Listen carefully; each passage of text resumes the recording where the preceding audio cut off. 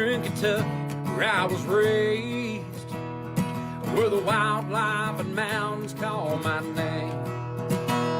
I was born to hunt, I was born to guide, a camouflage on a rifle by my side.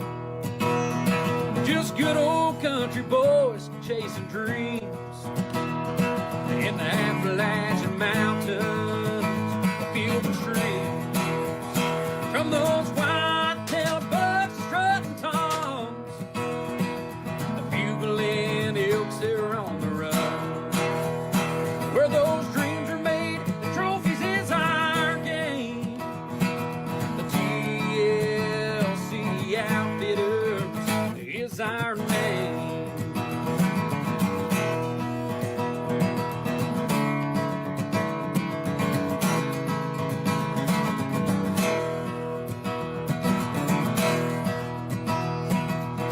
The coyotes run all night.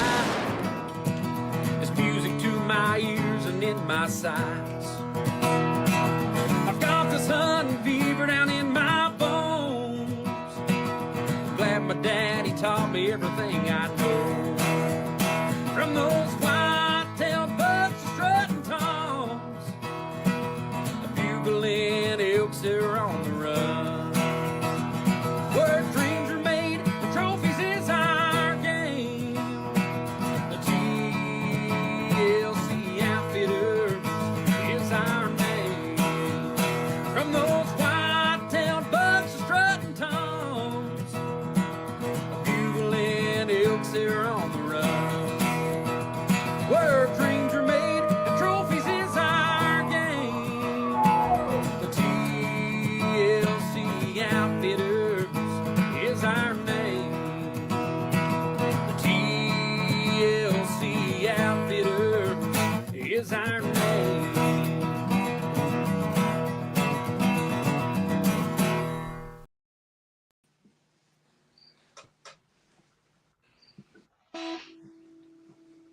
Hey, buddy. Oh, sorry, dude. I was getting into it there. Yeah. Hey, you know what? That song tears me up, but it gets me ready, you know. I mean, you going to break out the original TLC Outfitters theme song? Not tonight. Not tonight. You know. You know. Go ahead. People could go to our new and improved YouTube channel and probably find that original version. Or the just old throwing it out there. Yeah. You know, that might be a good thing to bring over one night. I may have to break that out. Them was the good old days, boys. Hey, I seen it today. I was down there. I showed a couple people our new YouTube channel and was showing a couple videos on there. And it's hard to believe that the good old days was just that few short years ago. Boy, I didn't have no gray in my beard. It was nice and dark. It looked good. We looked good back then, buddy. You know how it is, man. I don't know what you're talking about. I still look good. Yeah. Yeah.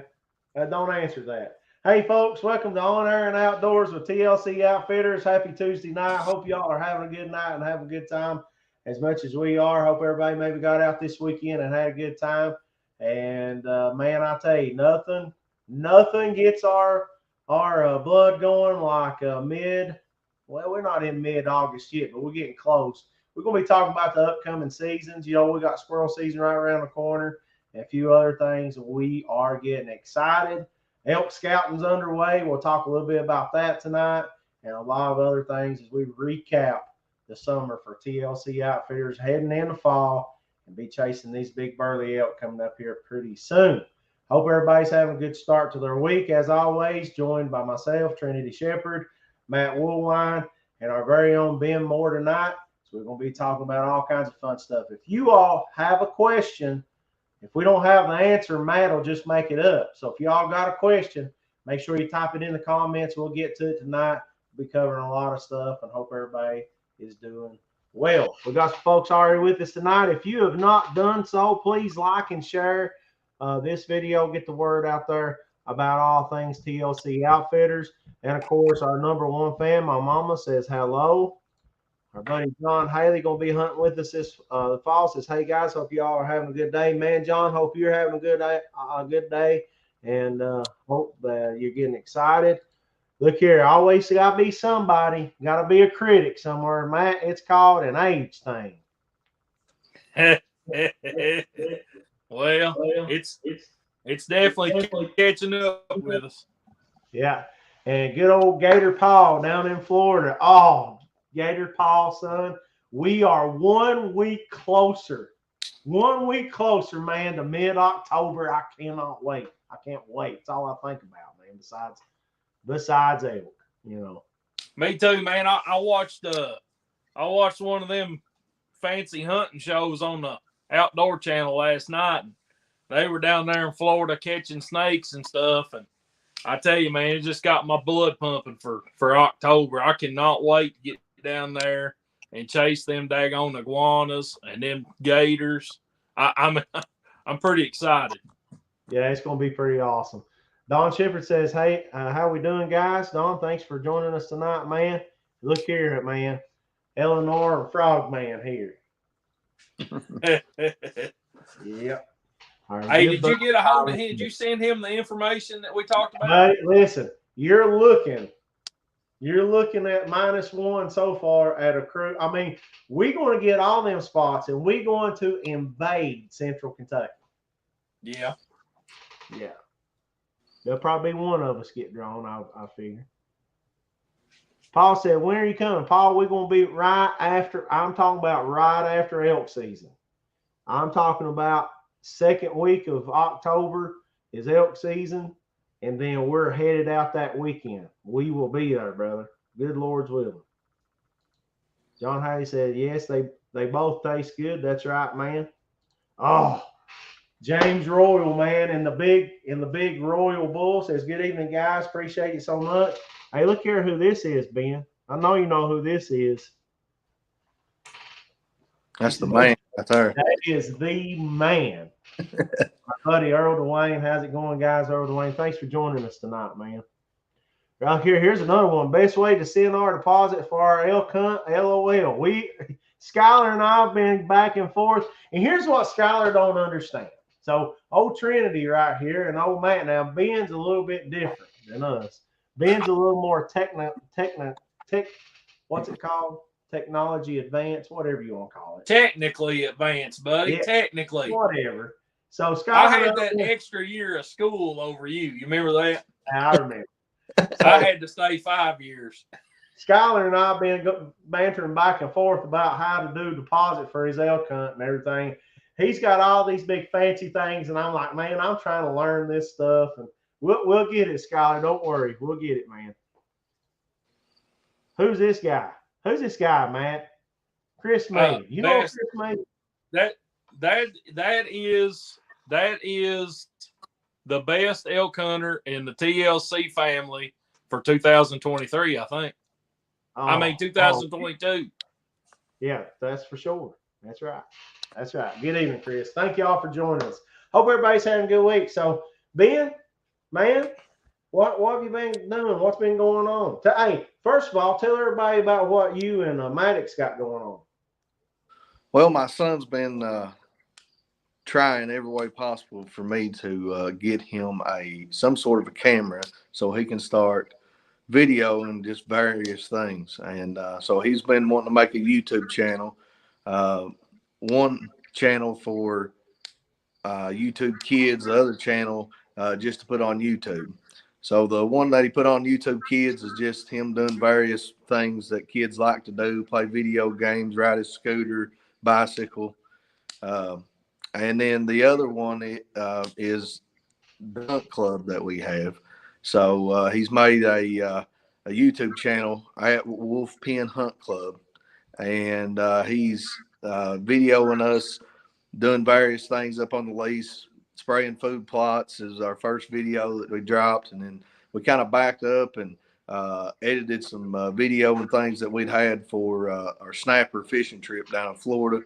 And so we put a couple videos on there. Been using a couple of our trail cam videos to do some YouTube shorts. So he is into it big time. He's doing most of the editing himself, every bit of it that he can, and trying to get everything that he can get captured on video so he can upload it to YouTube. That's awesome, man. There is nothing better for a kid to do. And listen, this is all a joint venture with TLC Outfitters. TLC Outfitters 1, Wolf Pen Hunt Club, and Maddox there. It's pretty awesome, man.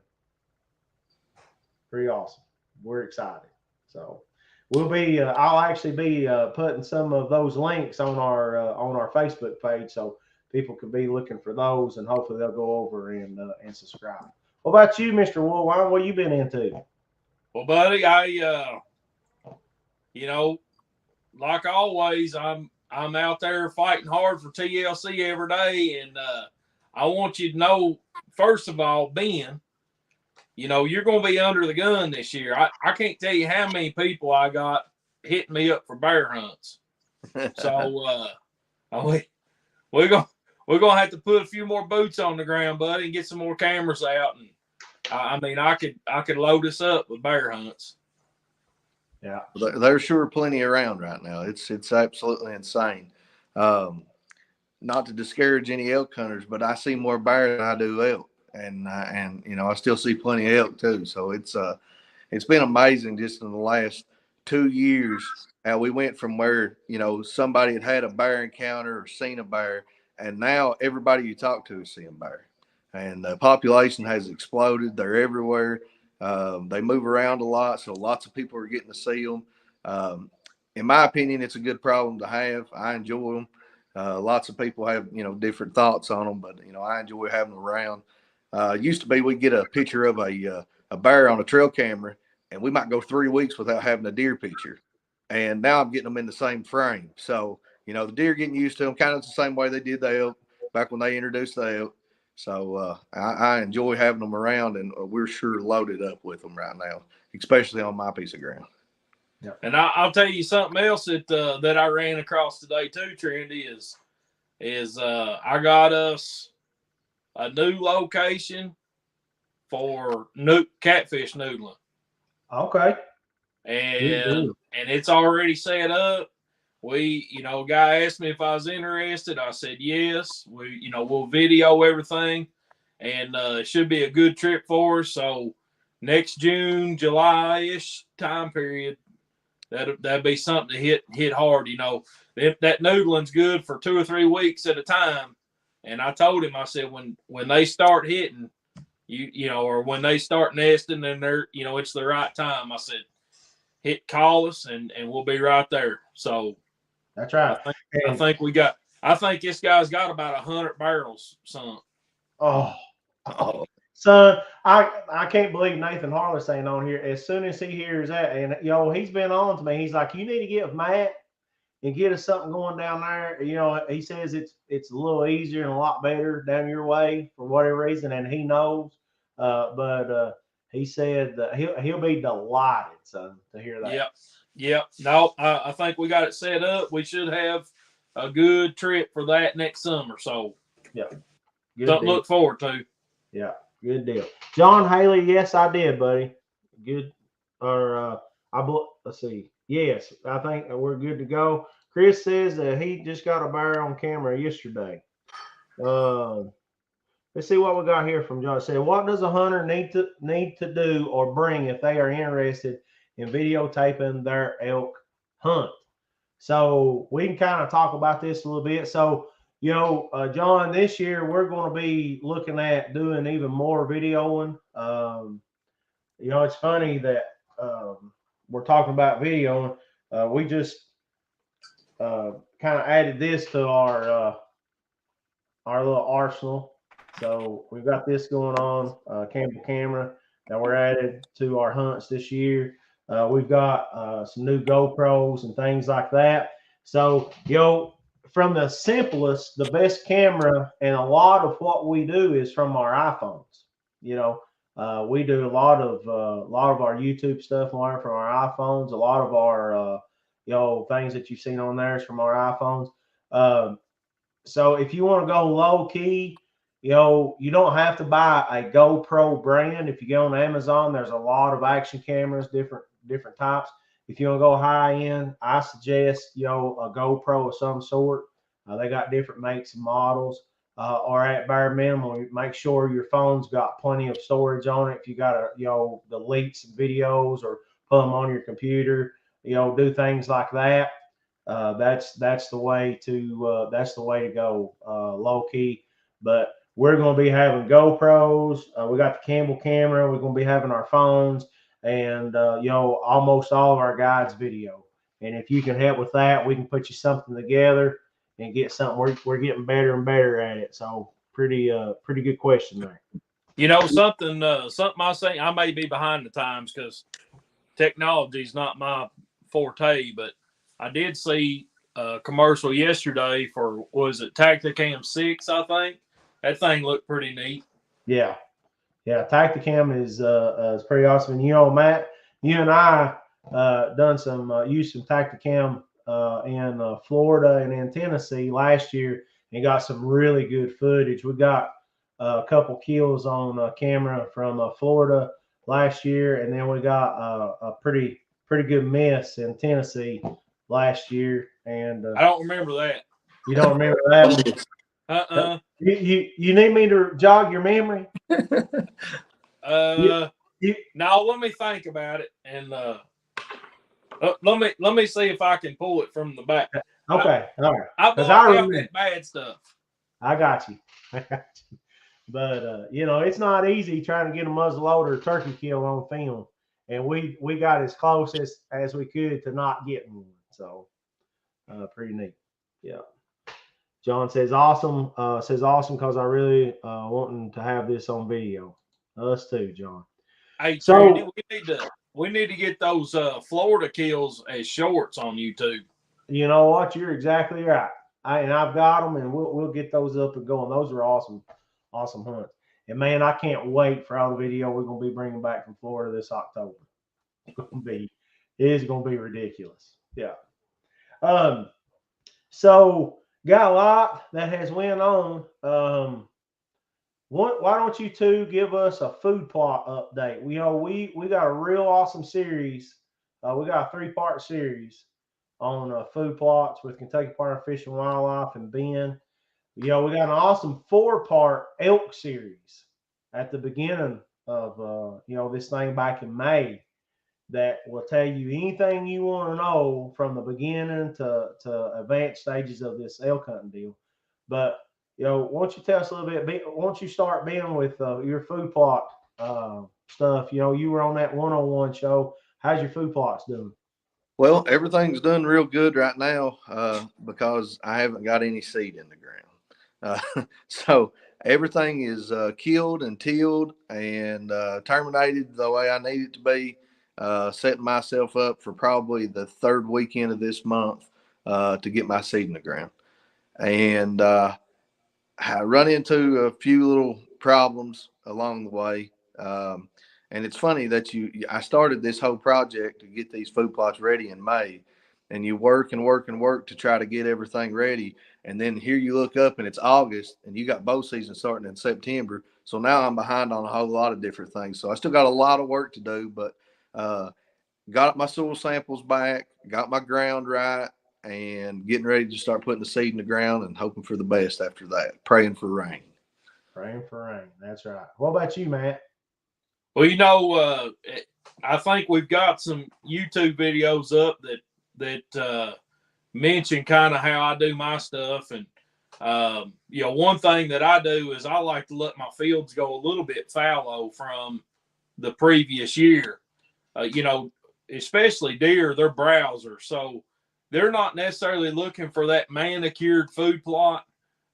There's a lot of species that come up that we call weeds that those deer are browsing on. And so I like to let those get up and be a little bit fallow and give them a little bit of a gourmet buffet when they come into them food plots. But at a certain point, once everything creates a seed head, or gets up, and like those food plots that have been from the previous year, they may have wheat or oats or rye or something like that that seeds out, I'll come through and I'll hit that and knock all that seed down. That basically throws that down on the ground for doves. You know, it may be stuff like ragweed. Ragweed, doves love a ragweed seed. So if you've got that stuff growing fallow, you can knock that down. And right now is a good time for that to try to draw in some doves for a shoot. But you know, I put in a couple acres, 2 or 3 acres of Buckwheat. German millet and buckwheat this year, and the buckwheat's already got seed hanging on it.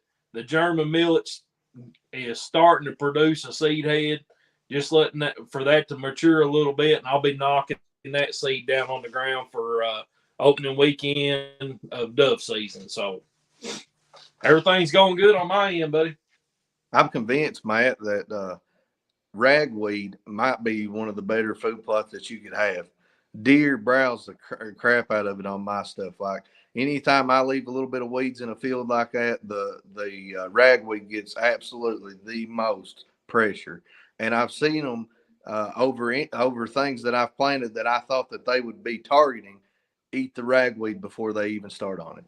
Yeah, you know, and especially with birds, you know, your songbirds, your turkeys, your dove, whatever the case is, those birds, they need that bare ground. Yes. You know, they pick that up, they eat that and put it in their craw, and it helps them break down and start breaking that seed down and everything, that bare dirt and you know, sandy soil, granule stuff, whatever that is in the soil. And so they need that. And so if you go through and let's say you spray a field and let it come back fallow, you're going to have that open ground, that open bare ground. And one of the main things that's going to come back is that ragweed. Yep. And so when you throw that seed down on the ground, especially for doves and things like that, I mean, it can be a good, like you said, it can be a good food plot by itself, and you didn't spend no money except for maybe, you know, the spray to kill it in the first place. And yeah. Yep. You know, talking about, and I don't want to skip ahead yet, but, you know, talking about not getting on the subject, but, you know, that's the most important thing people need to realize. Everything about food plots ain't what you see on TV. And that's one of the biggest things when I talk to people, you know, about food plots and whatever.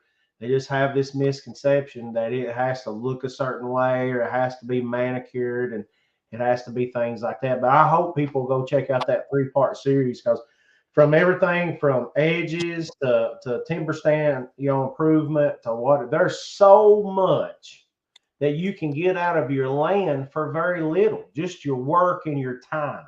You don't have to have the big machines. You don't have to have all that to get a good start. So yeah. Yeah. You know, one thing that I'm a big believer in, and I can prove it to anybody that wants to see it, is if you go into you know, just a regular field that maybe's not been bush hogged for a few years or whatever the case is, it's just what I call fallow ground. If you go in there and you bush hog that, okay, and that's all you got to do is bush weed eat. Depending on what size it is, you might be able to go in there and weed eat, but go in there and knock that stuff down, and come about mid to late February, spread your clover seed right on top and walk away. And I promise you, with those native plants that are already coming up in that field, and then you add that clover to it by frost seed, and it starts coming up the next spring and into summer, you're going to see more activity there, because you've given them that high protein clover to mix with the plants that they're used to eating, that native browse.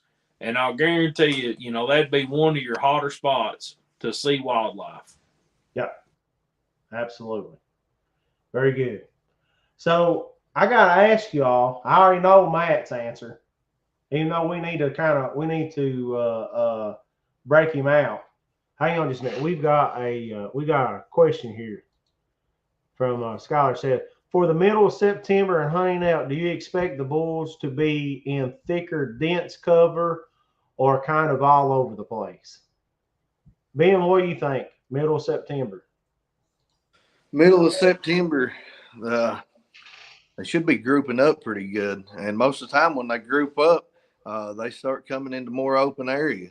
It's always, we find them, especially in the first parts of the morning and late in the evening, they're going to be out in the open. When you get a big group of elk together, the timber really can't sustain them. They got to get out there and graze. So, yeah. I think too, it depends on where you're at. I was talking to one of the biologists today, and if you got a place that's kind of quiet, shut down, don't have a lot of activity, that's where we see elk more out in the open. And these things by nature are grazers, so they want to be out in the open. They don't, necessarily want to hang to the timber. But now I'm going to tell you something.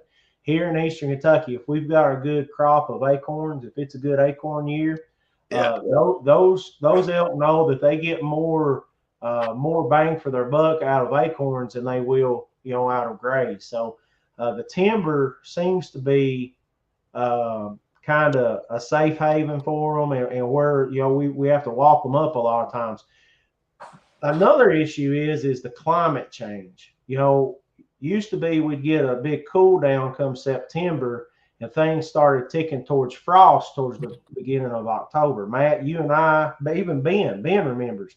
We used to sit in the cabin tents and chuck wood in the wood burning stove all night to keep the frost off the walls and keep the hunters and the guides warm, trying to keep everybody warm. I mean, you were zipped up tight in a sleeping bag in a cot or on the ground or whatever. And now September is the new August. So, we have to manipulate our thought process and manipulate our ways of hunting to hunt more of a summer type pattern over water, deeper, darker timber. But when the rut kicks in, I don't think it matters. Is that a fair statement, you two think? Yeah.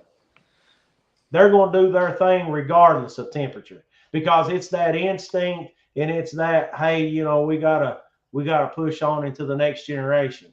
And they can't just wait till next month. No. That's right. You know what I'm saying? It's not like, hey, let's postpone this until December when it's 35. Okay, that ain't how it all works. Yeah. They got one time a year, and that's that. And unfortunately, right now, that's when it's hot. Yeah. So Skylar, for your archery hunt, we'll be focusing on a lot of timber hunting and hunting those edges of those openings. So good question, man. That's kind of what I was going to say too. There with when you're talking about thick, I'm more thinking about edges than anything, because that's where we normally catch these bulls out at, is just directly on the edge. Even if the cows will come more out in the open, the bulls will hang out on the edges just until dark, until they can come out and feel safe. But that's right. Good question, man. So we're headed towards what a lot of folks in Eastern Kentucky and all throughout the states, one of their favorite times of year, and that's squirrel season. Now, you ask Matt. I mean, I've got some squirrel stories, very few with Matt. I don't really want to talk about them. But Ben, are you a big squirrel hunter? Well, no, I'm not a big squirrel hunter, but I always used to, my family, every year, open weekend of squirrel season, we would go to Cave Run, and we'd have a big squirrel hunt in Cave Run. And over the years, that's kind of dwindled away as some of the old timers has passed and stuff. But the only time I usually squirrel hunt is if I get a group together and go as a group. That's kind of, and it's usually only the first weekend, and then after that, I'm done. Yeah, so. I got it. My papa used to say all the time about how, and my dad too, they talk about how hot it is that opening weekend, and how full those squirrels will be. As my papa used to say, full of wolves. That's what he called them, wolves. And but now that was always my favorite time as a kid, was opening weekend of squirrel season. But there's a lot of good stuff going on. Like here at the here in Floyd County, you've got probably the longest running youth squirrel hunt in the state. As our longtime buddy, and he's passed on, but Joe Bolton started. So they're still doing that, and you can check out the Dewey Lake Fishing Game Club will be holding that. But the squirrel hunt camp out, it's a pretty good weekend. That opening weekend, it'll be right here at Dewey Lake. And I plan on getting out there, man. I've put it off the past few years, but with all this video stuff and trying to expand a little bit, I'm going to at least try to go out one morning. Yeah. You going to take the muzzleloading shotgun? I think I'm going to take the muzzleloader shotgun. That's a whole new level for me. And I killed my turkey last year with it. I missed the turkey this year with it. I took it to Sand Hill Crane Country, and she got to shoot a few times, didn't connect, but that's okay. We'll get there. But I think that I'm going to take the muzzleloader shotgun this year in squirrel hunt. Watch Matt. Matt's like, you're an idiot. I love it, dude. You know me. The harder it is, the better it is, as far as I'm concerned. Yeah, that's right. I'm kind of past that point of just wanting to kill something. When I was younger, the easier it was to make something bleed, that's what I wanted to do. But now it's more the challenge and to get, give everybody a fair shot at getting away. And I've sure let a few get away recent. Yeah. I don't know how the mash crop is right now, but I know, like in my neck of the woods, that there is a pretty good lot of hickory nuts. Tight bark hickories has got a few nuts on them, and seemed like some of the scaly barks and stuff was starting to get ripe. Pig nut hickories are already dropping, and walnuts everywhere. So I've never seen as many walnuts as this year. It's insane. Yeah, I agree with that. Yeah. So, a lot of people push and run and gun, and that's my problem. My patience is kind of short when it comes to hunting for myself. But I mean, that's when I'm gonna try to find one of those trees we've talked about, find where they're cutting pretty good, and just sit down and see what happens. But now, some of my favorite hunting is on the water. I love to hunt the water and the shoreline. And if you've not tried it, it's pretty fun. Last year, me and my son Maddox, we went over there and crappie fished and squirrel hunted off the boat there and killed a limit pretty easy. Yeah, it was a lot of fun. I like to get them. I got a big long dip net there with the extended handle, and I like to get them when you can get them over the water. That way you don't have to get off and go get them. Yeah, they'll float for a little while if you get to them. That'll work. So that brings us to our next season, and that's September the 1st. We've been talking about it all day, and pretty exciting time for us. I was talking to one of the biologists today, doing some recon for some fields and things, and dove season to come in September the 1st. And for us at TLC, it's that one day, and it's more of a camaraderie day. It's more of a fellowship day for us. Getting a group of us together and going somewhere and enjoying. And I've been, I don't know how many years I've been dove hunting, but I've been dove hunting since the Pike County fields up at Middlefield up there at Fish Trap, and those have been long gone since our buddy Herbie, retired. But we're looking forward to it, man. We've been talking dove for a long time, and one thing, if you're looking to get into dove hunting, you go to fw.ky.gov, go to the hunting tab, and when you pull that down right over on the right-hand side, it'll say migratory birds. It'll have a picture of a dove. You click on that, and all of that info is right there. And there's 2 quota hunts for this year, or I guess there's 4 quota hunts at 2 fields. It's going to be pretty awesome. If you get a chance and to apply for those, that'd be pretty good. It doesn't cost anything. And you can get on there, and there's all kinds of public fields. And you literally, the best way for those that have never dove hunted, the best way I can describe it from my simple mind, it's kind of like a pay pond, except you're hunting. That's right. Yeah. So we're pretty excited about that. What do you think, Matt? Yeah, no, it's last year we went up, big group of us there, and we we cooked some breakfast and some lunch and had a good time. And can't say it was the best dove shoot I'd ever been at, but we sure had a good time and good camaraderie. And that's that seems to be pretty important to me these days. So I'm looking forward to it. And one thing, people can go to our YouTube channel and they seen that short where all them doves fly up out of the field, and we was talking about ragweed and this and that, but that's a fallow food plot from last year where the wheat had growed this spring and summer, and basically the ragweed had also come up in there because I hadn't done anything to it except bush hog it. And you can see there may be 75 or 100 doves in that little short video come up off the ground.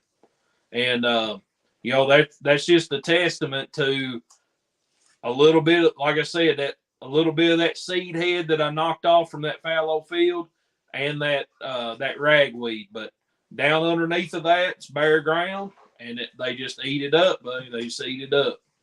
Very little effort there. And like I said, 75 to 100 doves in that short video. Yep. You can check that out. It's pretty awesome, man. I'm excited about that hunt that we got planned for that. And that's going to be on our YouTube channel as well when we get that completed. So, yeah, when it comes to dove hunting, I'd have to say that I don't know that I've ever worked on September 1st. And I've probably hunted doves everywhere from Pikeville to Paducah. And we always go somewhere, whether it's a good shoot or not. We always have a ton of fun. And we've had a couple years there on public that was just amazing there at the Clay Farm. And then we also done a shoot, was it South Shore, over around Boyd County? Greenup County. Yeah. It was a still shot only, which a lot of the public dove fields are going still shot only.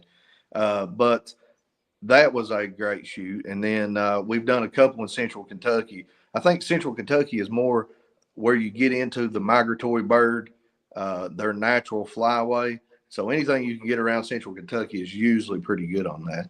I know around here we kill a lot of resident doves, doves that's just around here, throughout the year. Yeah. We going to send on old Matt's there, son, come August 31st.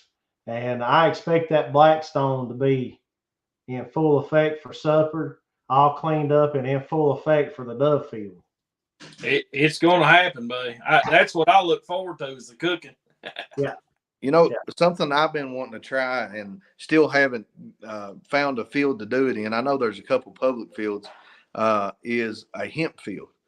And the hemp fields, you really are not good on the opening day of dove season, but they can be an awesome late season hunt.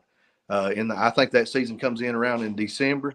And I've seen some pictures last year on social media, and these guys are shooting in these hemp fields, and it's just unreal the amount of birds, better than any opening day that I've ever had. So yeah, there was one in Scott County. I'm not sure if they planted it back this year. That's one of those ones that they have to be planted every year. It's no good. So I may have us a contact on that if that's something we're interested in. I may have us a good contact for a hemp field shoot late in the year. Yeah. I'll look into that. I think the key to it is how they harvest the hemp. So there's one way where they take a harvester through and it shakes all the seeds onto the ground and they harvest the plant. And then there's another way where they're just harvesting the seeds. So it has to be one of the ones where they're just harvesting the plant and they're shaking the seeds back on the ground. And you can just imagine what that would be for a dove shoot. Be pretty cool. Man, we had a good shoot back years ago up on Starfire. They wouldn't even we had did. 3 or 4 of us up there, man.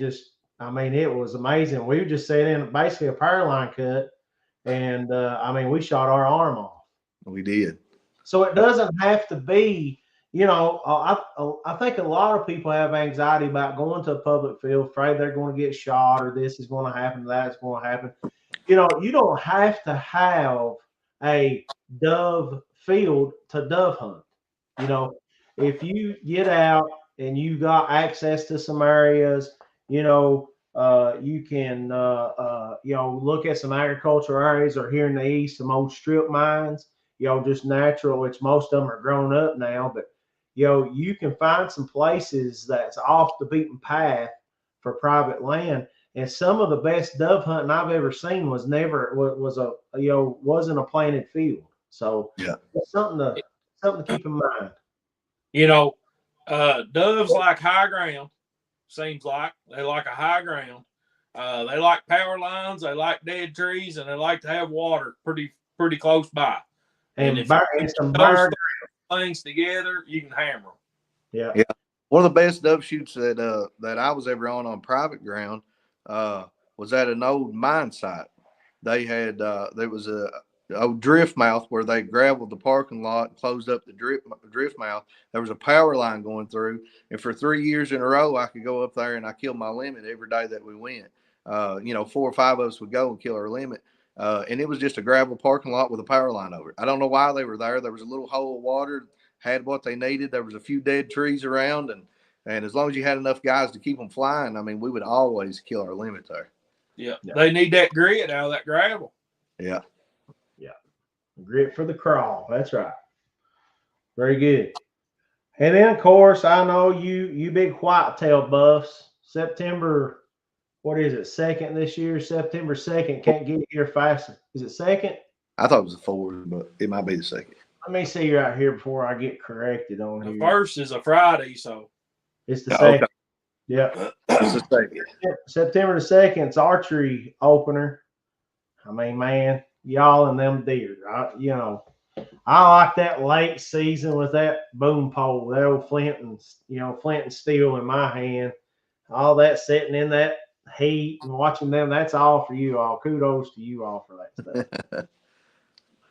So, but I know everybody's excited about that. Now, I'll tell you, we made a prediction. A lot of people, you know, we talked about this, and a lot of people don't remember this. And I know that most people on here probably already know this, but, you know, we had a big EHD outbreak here in Eastern Kentucky.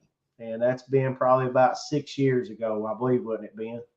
Yeah, I think it was 2017, 2018. Yeah. And I think overall there were a little over 6,000 deer reported. Now there's going to be a percentage, you know, that, you know, is that 9,000 deer, you know, is that half of that wasn't seen, or, you know, 12, that whatever. But it was a huge die-off. And blue tongue, some people may know as blue tongue, is EHD, epizootic hemorrhagic disease.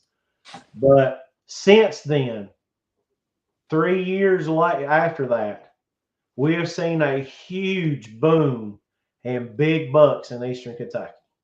And that genetic manipulation, or that selective kind of a genetic die-off, because the strong survived, you know, different deer, different genetics coming in, whatever. We've seen a huge incline in the number of big bucks coming out of Eastern Kentucky over the past few years. And by the looks of it, just from what I'm hearing and seeing, I think it's going to be another good year for Eastern Kentucky. I think so. You know, when that comes around, it's devastating, especially when, you know, here in Eastern Kentucky where we have lower deer numbers. But, you know, the 2 years after that, no, it was the year after that, I killed the biggest buck I've ever killed. And then noticeably everything just kept getting better and better and better. And I have to say that EHD, as far as when it comes to management practices and trying to grow big bucks, whatever it done for our landscape, it helped it as far as, you know, guys getting the opportunity at an older class of deer. And since then, it's just kept getting better and better and better. So just hope it doesn't hit again anytime soon. And it's genetic selection. So, you know, basically what happens as the years press on, you know, your genetics, your gene pool, you know, deteriorates, because you've got, you know, you got places that are overpopulated. You know, you've got places that, you know, can't sustain as much. There's a whole lot of factors that we ain't got time to go into. But then you see a decrease. So as we're on the uptick, there's a plateau, and then there's a downswing either harvesting is not done, which, it's impossible, really, if you think about it, it's impossible to try to get that ratio of 1-to-1, especially in Eastern Kentucky. It's pretty tough. But what that was a genetic cleanse. And that's a bad way to do it, because, I mean, it doesn't matter what it is, son. When EHD hit, it just goes through the herd. But the aftermath of that, now, had we had another EHD outbreak the next year, it would have been devastating. Yeah. If you got back to back, Western states have seen that. I know Montana around the Milk River has seen those back-to-back EHD outbreaks. Some of those places out there has been devastated over years past. But thankfully, we didn't have that. And now we've seen that genetic boom, if you will. But there will be a plateau, and there will be a decline in that genetics. But, it's a good time. I mean, if you think about, just off the top of my head, I can sit here and talk about local guys. I mean, we've got the big Pike County buck that's featured in the hunting guide, the Sayers buck. Huge buck that's come out of Kentucky, and you've got many others like that. I mean, I think that deer was almost 200 inches, maybe 197, something like that. I don't know. Don't hold me to that, but I think it's going to be another good year. From the trail cam pictures we're seeing, from what everybody's talking about, I thought we may be on the decline, but I don't think so. I think it's going to be another good year. And another thing that really affects people in Eastern Kentucky, and a lot of people on here that watch already know this, but when it's a buffer crop for acorns, a lot of people have problems adjusting to that. Everybody wants to hunt over a corn pile or over a food, something like that. And if you got mast or you got manufactured grain, mast is always going to win 10 out of 10 times.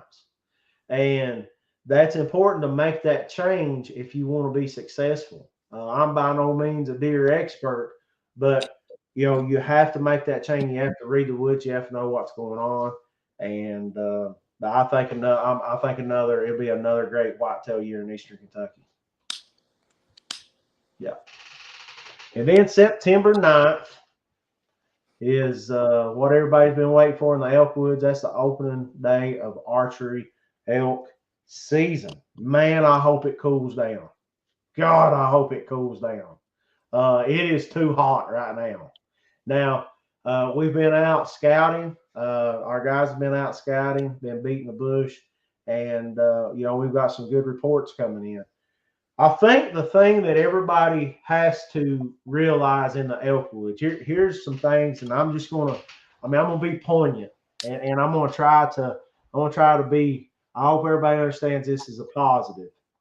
But last year, there was about 48% of the tags filled. 48%. We did not kill overall 594 elk. I don't know the exact number. I don't think it was 300 tags that were filled. The facts is that there's going to be people go home without an elk. There's going to be guided people that go home without an elk. It is tough.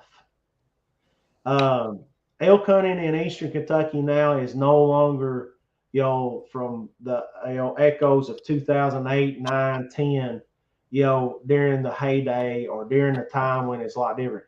You hunting these elk now, you're getting a true Western feel of what elk are truly all about. But, I hope everybody understands when they come down here, they need to slow down and enjoy the hunt. The hardest part's getting a tag. But if you're just coming down here for a harvest, man, I'm telling you, you're going to miss the best part of your hunt. Yeah, Eastern Kentucky, Trent, it's a diamond in the rough. A lot of people got it. It's got bad stereotypes, and it's got this and it's got that. But people that get out there, and especially the archery hunters that get out there and they spend more time in the woods.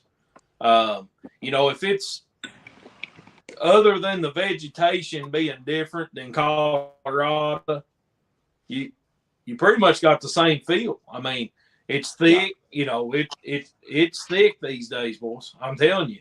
And you know, we talked about openings versus timber and field edges earlier, but every year that goes by, it gets thicker and thicker, and those openings are less and less. So, you know, those field edges, you know, the timber edges, I'll call it that, and the timber is getting more and more to be like your hunt. And out in Colorado, you know, them guys that are bow hunting out there, they're hunting them mountains.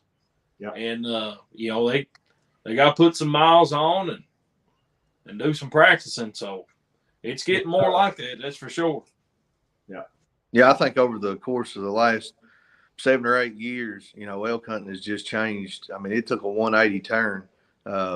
We used to just could almost guarantee a harvest if you hired a guide and you were going to harvest an elk. I mean, there was almost no exceptions to that. But now the elk is kind of, the numbers has dwindled a little bit, but the elk are still here. But the elk that are here for a reason. I mean, they're getting harder to hunt. It takes a whole lot more boot leather to catch up with them, and you really have to be on your A game as far as shooting and being able to, when you get the opportunity, capitalize on it, because you might only get one, and you might not even get one. That's right. Jason, our buddy Jason Kilgore's got a comment here. We'll talk about it in a minute. Going back to deer, Jason, I'll get to it in just a second. You know, this is something that we don't broadcast a whole lot, but last season for TLC Outfitters, we had 21 misses. 21 misses. Now, that's not 21 hunters missing. That is multiple misses by multiple hunters. And, you know, the thing that happens, as we're talking to hunters, we try to get them to prepare.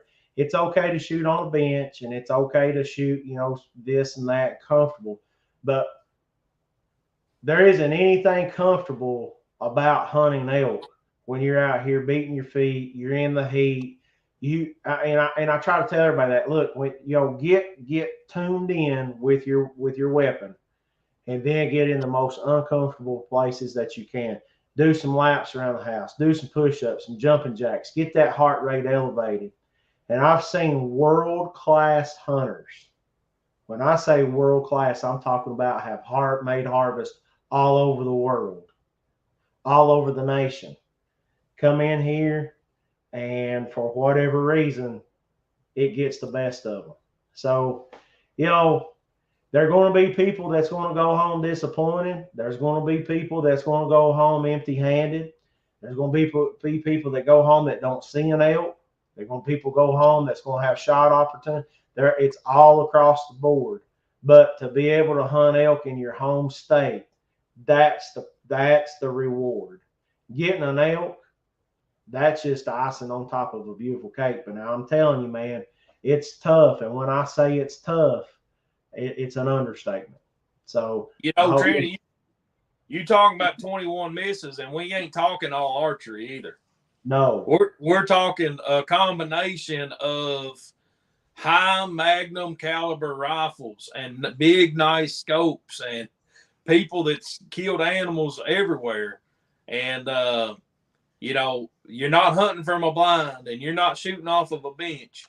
So you better, while you're practicing, you better put yourself in them different positions so that you're ready when that time comes. Because I'll promise you, the time's not going to come when you're comfortable. It's going to come when you're uncomfortable, and that's when you need to pull the trigger. So, my tip, the best advice that I could ever give a hunter, especially one that's coming in on a rifle hunt, is shoot standing in 5-foot weeds on a hillside, because that's what you're going to have to do.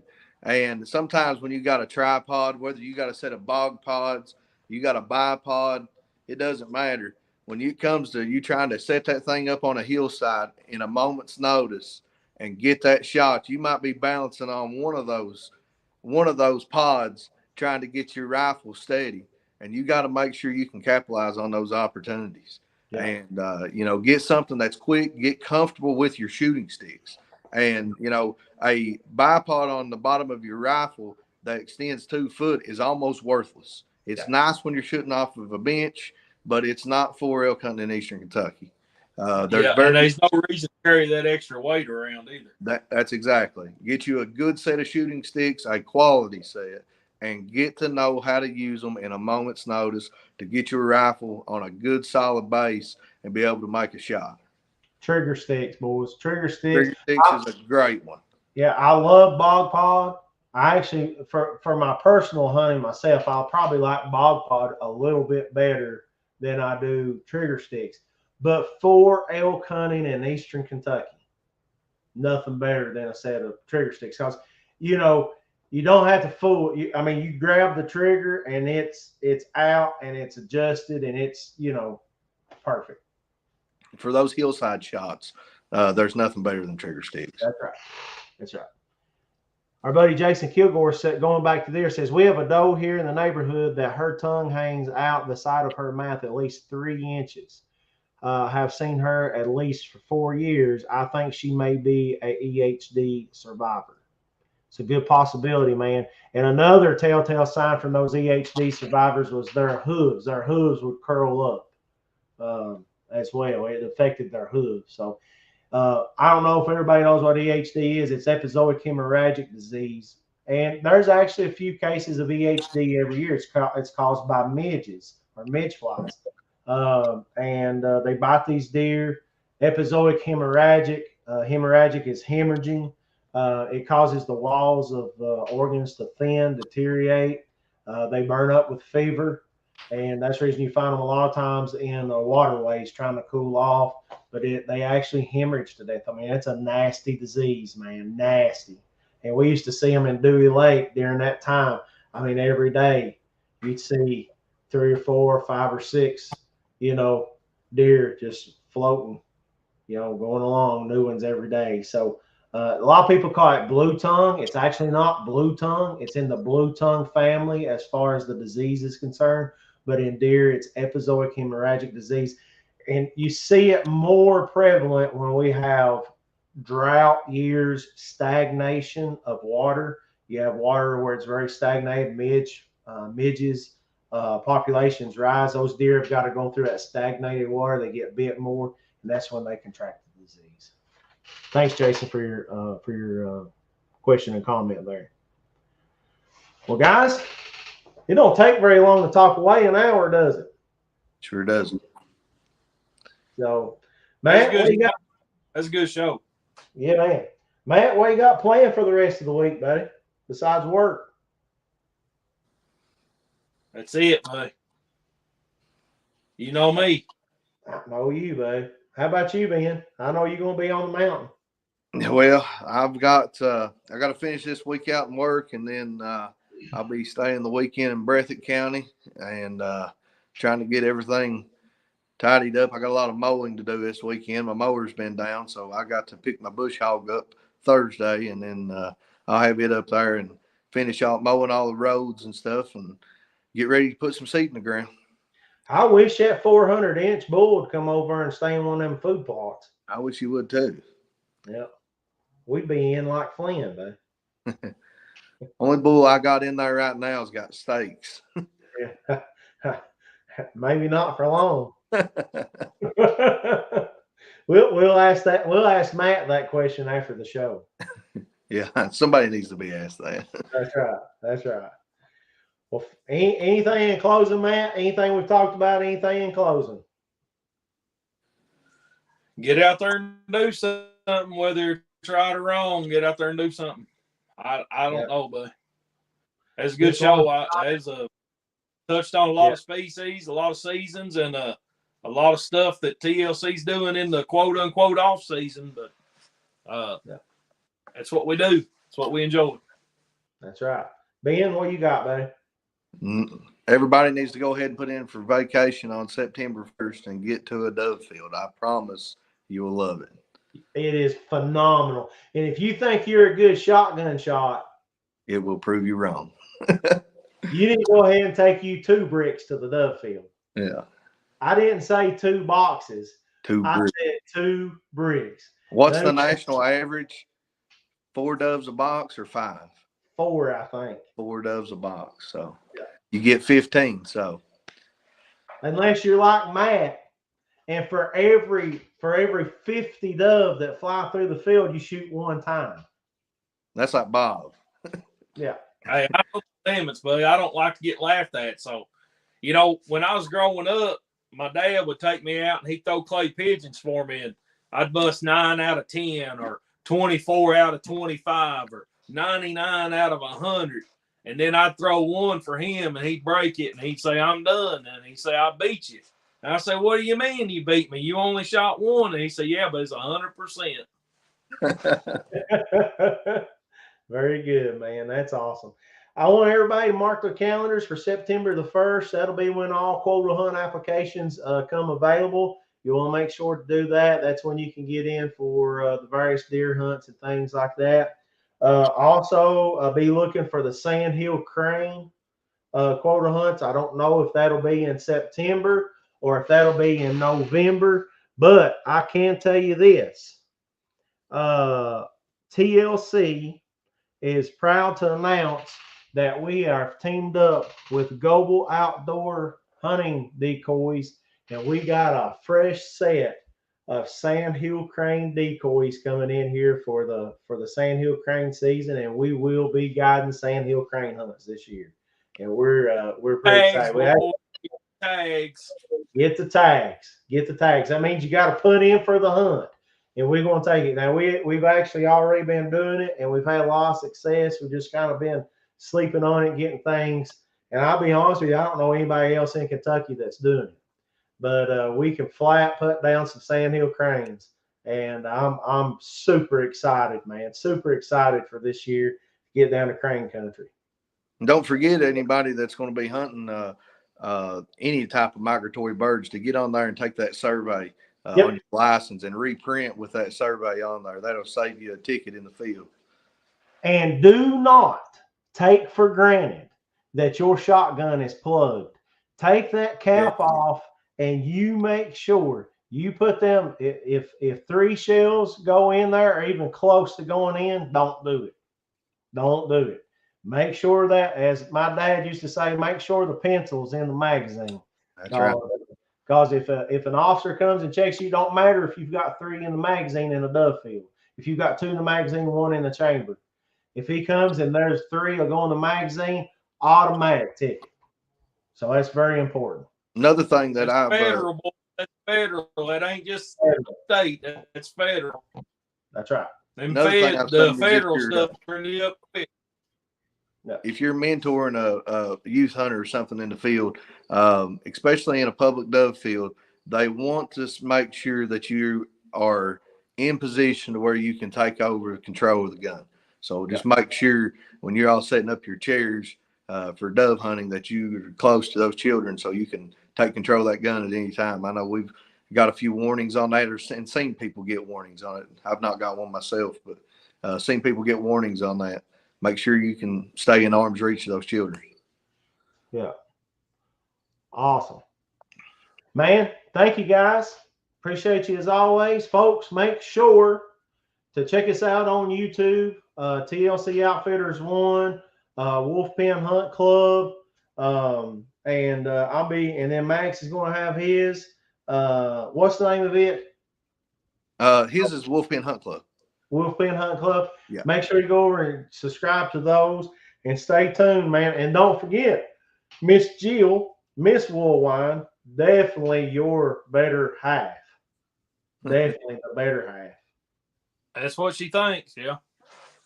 Has got a giveaway going on for all the ladies for a super nice gift set for all the ladies. So make sure you go on our Facebook page, follow the instructions, get your name in there. We're going to be giving that away, I think, Friday, right, Matt?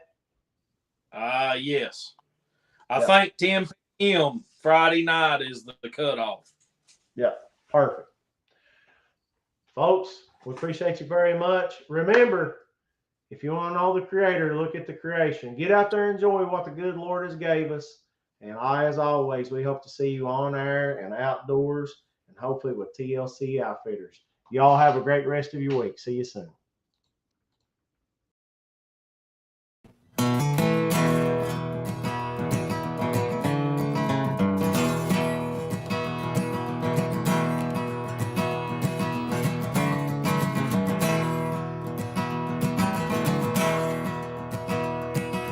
Eastern Kentucky, where I was raised, where the wildlife and mountains call my name.